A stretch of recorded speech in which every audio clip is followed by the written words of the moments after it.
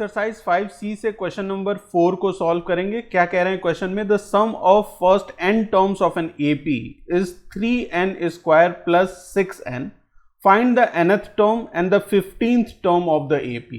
Question में आपको given है sum of first n terms का सम गिवन है ना, मतलब Sn गिवन है आपको क्वेश्चन में, Sn that is 3n square plus 6n, ये गिवन है sum of first n terms. और क्या पूछा गया है क्वेश्चन में, आपसे कह रहे हैं कि find the nth term, an find out करिए nth टर्म, और क्या फाइंड आउट करना है 15th टर्म, मतलब a15 फाइंड आउट करिए, है ना। तो एक बार आपने nth टर्म फाइंड आउट कर लिया तो उसकी हेल्प से 15th टर्म बहुत इजीली फाइंड आउट कर पाएंगे हम, है ना। तो हमारा मेन फोकस रहेगा कि हम nth टर्म कैसे फाइंड आउट कर सकते हैं, है ना। जरा देखिए कि हमारे पास AP है कुछ इस तरीके से, है ना, समझिएगा ज़रा कि मेरे पास AP है A1, A2, A3 and so on, ये मेरे AP है ना। ये पहला टर्म है A1, फिर A2, फिर A3, ठीक है, इस तरीके से है। अगर मैं सम ऑफ फर्स्ट टर्म निकालता हूँ, ये मेरा फर्स्ट टर्म है ना, तो सम ऑफ फर्स्ट टर्म में मैं S1 निकालूंगा, है ना। S1 that will be equal to A1 होगा या नहीं भाई, एक ही टर्म उसी का सम निकालना है, तो S1 किसके बराबर हो जाएगा, A1 के बराबर। अगर मैं यहां से S2 फाइंड आउट करूं, S2, तो वो A1 प्लस A2 हो जाएगा। फॉर्मूला रहने दीजिए, आप बस इतना समझिए कि अगर मुझे सम ऑफ 2 टर्म्स निकालने हैं, ये फर्स्ट 2 टर्म्स, तो वो A1 प्लस A2 हो जाएगा या नहीं। और अगर sum of 3 terms, first 3 term S3 में निकाल रहा हूं, तो A1 plus A2 plus A3 हो जाएगा। इसी तरीके से मैं जितने भी टर्म्स का सम निकालना चाहता हूं वो इस तरीके से निकाल सकता हूं, है ना। अब देखिए, अगर मैं कंसंट्रेट करूं इस S1 और S2 पे, है ना, S1 और S2, अगर मैं S2 में से माइनस कर रहा हूं S1, तो देखिए जरा S2 क्या है, A1 प्लस A2 है, और S1 क्या है, A1 है, तो ये माइनस A1, तो ये माइनस A1 और ये प्लस A1 कैंसिल हो गया, तो आपके पास क्या बचा, A2 बचा, ठीक है। क्लियर है, बात समझ में आई। मतलब अगर मुझे सेकंड टर्म फाइंड आउट करना है, सेकंड टर्म, तो मैंने S2 माइनस S1 किया, ठीक है।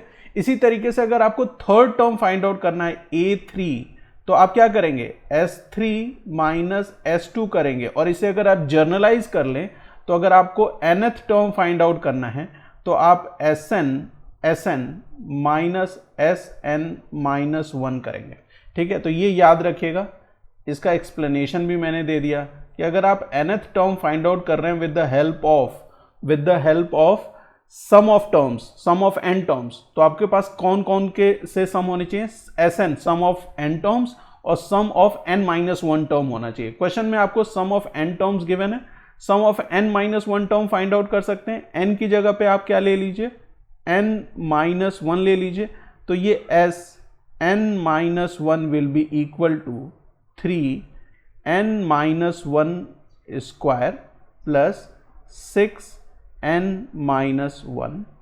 फर्दर आप ये 3 एज इट इज रहेगा, ब्रैकेट के में क्या है, n माइनस 1 का स्क्वायर है, तो n माइनस 1 का स्क्वायर कर दीजिए, तो क्या हो जाएगा, n स्क्वायर, आपको एक्सपेंशन याद है a माइनस बी का स्क्वायर, तो उसी से करेंगे, n square minus 2n plus 1, ये 6 अंदर में मल्टीप्लाई हो जाएगा ब्रैकेट के अंदर, तो ये हो जाएगा 6n हो गया माइनस 6 का मल्टीप्लीकेशन n से 6n, और 6 का मल्टीप्लीकेशन माइनस 1 से, तो ये माइनस 6 हो गया। अब इस 3 को भी अंदर चाहें तो मल्टीप्लाई कर सकते हैं, तो ये 3n square minus 6n plus 6 हो जाएगा। देखिए 3 में n स्क्वायर का मल्टीप्लीकेशन 3n स्क्वायर, 3 से माइनस 2n माइनस 6n हो जाएगा, और 3 से 1 में करेंगे तो यहाँ पे क्या वैल्यू आएगी, 3 आएगी, है ना, 3, ठीक है। प्लस क्या चीज़ यहाँ बची हुई है, वो है 6n माइनस 6। तो जो चीज़ें कैंसिल हो रही हैं उसे कैंसिल कर दीजिए। देखिए यहाँ माइनस 6n है, यहाँ प्लस 6n है, तो ये और ये 0 हो जाएगा। क्या बचा हमारे पास, 3n स्क्वायर, और यहाँ पे ये 3n है, ये माइनस 6n है, तो ये हो जाएगा माइनस 3, ठीक है। 6n स्क्वायर माइनस 3, तो n माइनस 1 की वैल्यू आ गई 3n स्क्वायर माइनस 3। ठीक है, तो यहां से मैं क्या फाइंड आउट कर सकता हूं, an फाइंड आउट कर सकता हूं। an will be equal to sn minus sn minus 1। ठीक है, तो यहाँ पे क्या चीज़ें मुझे गिवन है, sn मुझे पता है that is 3n square plus 6n minus sn minus 1 मैंने फाइंड आउट किया है, sn minus 1 that is 3n square minus 3, 3n square minus 3। Further यहाँ पे 3n square as it is है प्लस 6n, माइनस साइन अंदर multiply हो जाएगा तो माइनस 3n स्क्वायर प्लस 3 हो जाएगा।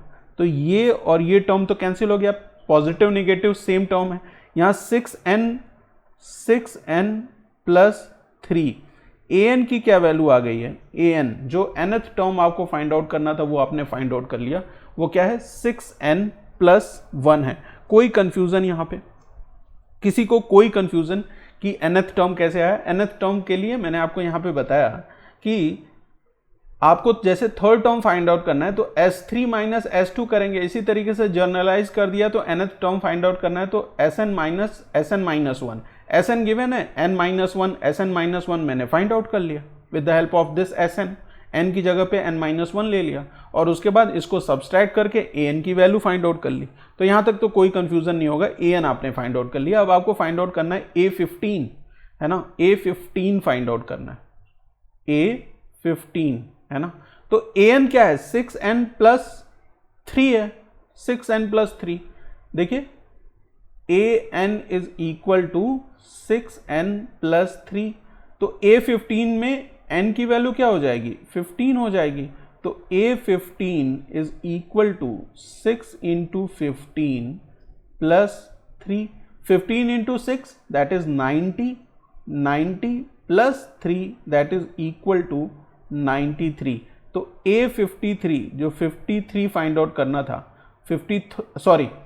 A15 जो 15th टर्म फाइंड आउट करना था दैट इज इक्वल टू 93, जो nth टर्म फाइंड आउट करना था आपको that is equal to 6n plus 3। Clear है, कहीं पे कोई कंफ्यूजन? मिलते हैं नेक्स्ट क्लास में। Thank you for watching.